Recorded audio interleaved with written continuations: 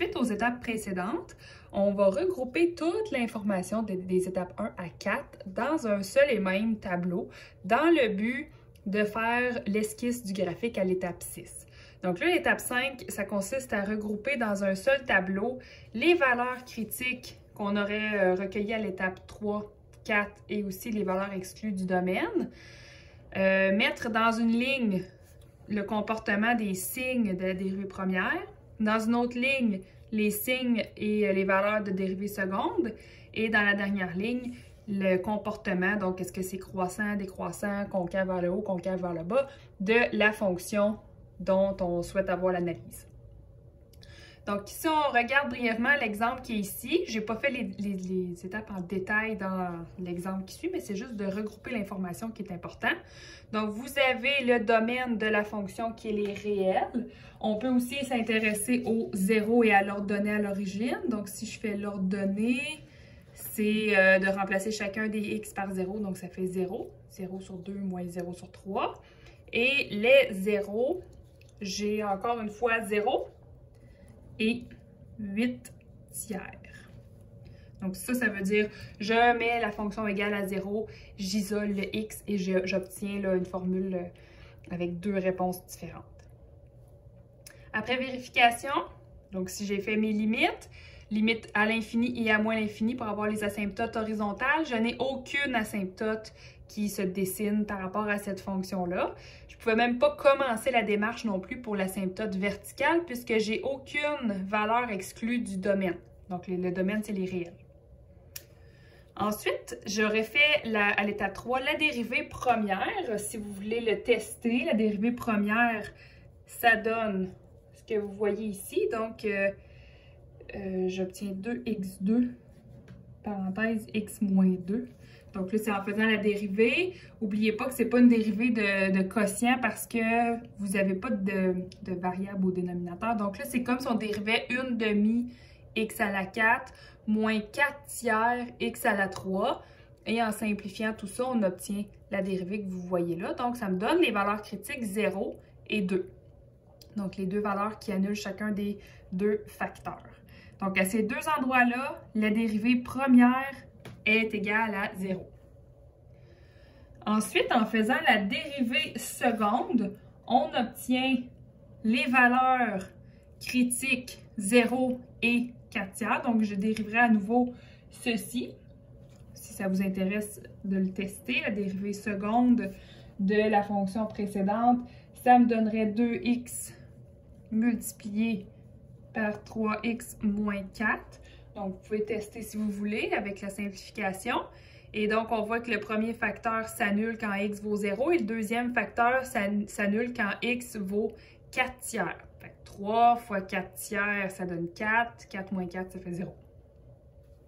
J'obtiens donc comme valeur critique, j'ai x égale 0, x égale 2, x égale 0 revient une deuxième fois et x égale 4 tiers qui est là.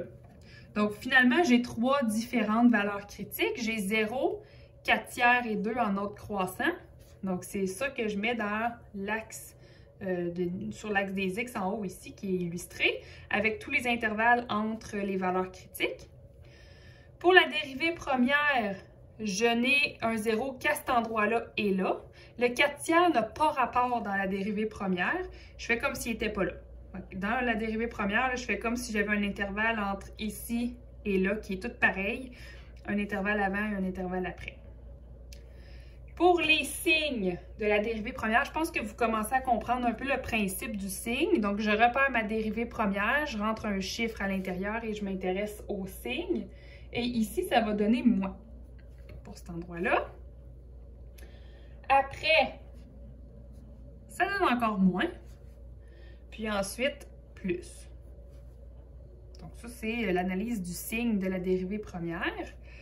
Pour ce qui est de la dérivée seconde, vous avez 0 ici et là. La valeur x égale 2 n'a aucun rapport dans la dérivée seconde, fait que je fais comme si elle n'était pas là.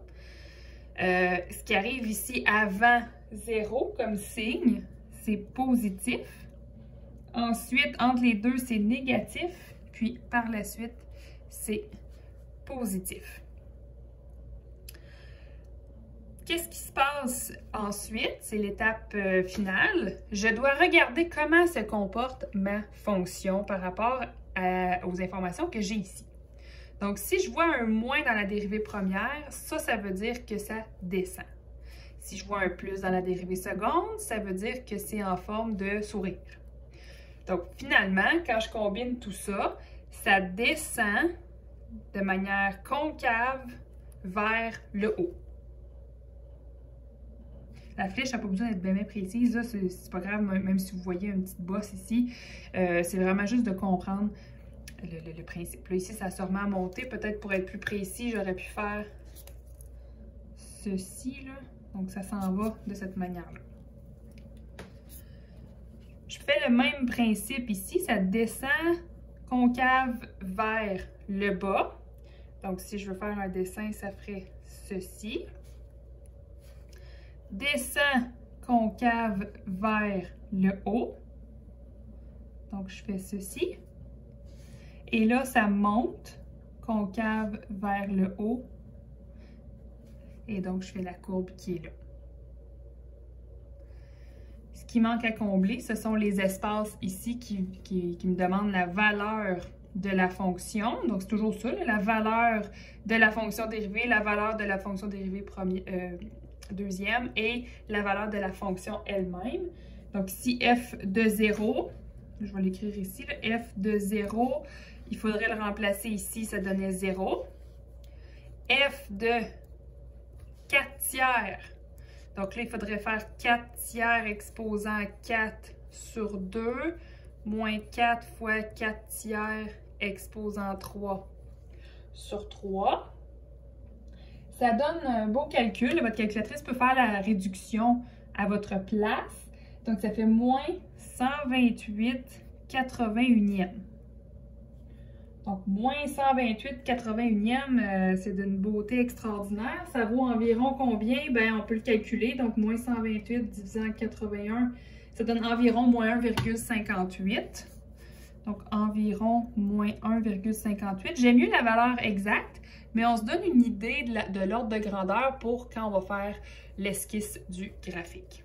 Donc, environ moins 1,58. Par la suite, j'essaie à f de 2.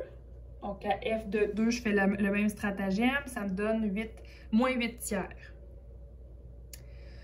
Donc, ce que je constate en regardant ce beau tableau, c'est que j'ai ce qu'on appelle un minimum. Ici, ça descendait, puis par la suite, ça monte. Je n'ai pas ce pattern-là ailleurs. Ça descend, descend, descend, descend. Après ça, oups, ça se met à monter. Donc, je vais avoir un min relatif à cet endroit-là. Est-ce que le min est relatif ou absolu? Donc, je peux écrire vérification du min. Donc, le min, pour savoir ça, bien, il faut que je m'intéresse à ce qu'il y a une autre valeur plus basse que moins 8 tiers dans le graphique. Moins 8 tiers, à titre indicatif, ça vaut moins 2,66, qui est déjà plus bas que moins 1,58.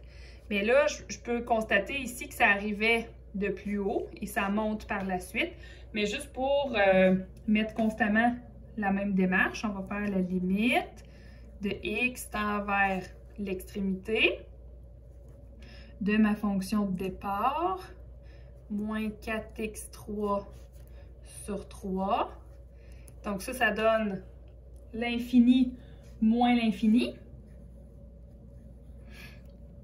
Et donc, si je veux faire la technique soit des grenailles, je peux forcer le x4 à sortir. Sinon, je ne garde que x4 parce que c'est la plus grosse puissance de x. Il ne faut pas être berné là, par le divisé par 2, divisé par 3. Ce ne sont que des coefficients. Donc, ce n'est pas des grosses divisions. C'est vraiment juste comme si j'avais 0,5 puis 1,33. C'est la même chose. Donc, je fais comme si j'avais seulement le premier pour faire comme le théorème. Et donc, ça me donne l'infini. L'infini, c'est définitivement pas plus petit que mon minimum. Donc, je n'ai pas de menace de ce côté-là. Je m'en vais de l'autre côté. X à la 4 sur 2 moins 4x à la 3 sur 3.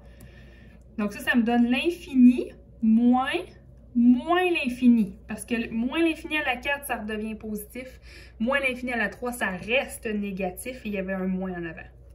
Donc, ça me donne l'infini plus l'infini qui fait l'infini. Donc, pas de menace de ces deux côtés-là. Je peux conclure que le minimum de moins 8 tiers qui se situe à x égale 2 est un minimum absolu. On a un min absolu de moins 8 tiers en x égale 2. Je n'ai pas de borne, je n'ai pas d'autres changements de croissance, j'ai donc aucun autre extrémum dans toute cette fonction-là. Ici, c'est un très temporaire plateau. Donc, on descend, ça stabilise l'espace d'une fraction de seconde et ça continue à descendre. Donc, par la suite, on va voir l'étape 6.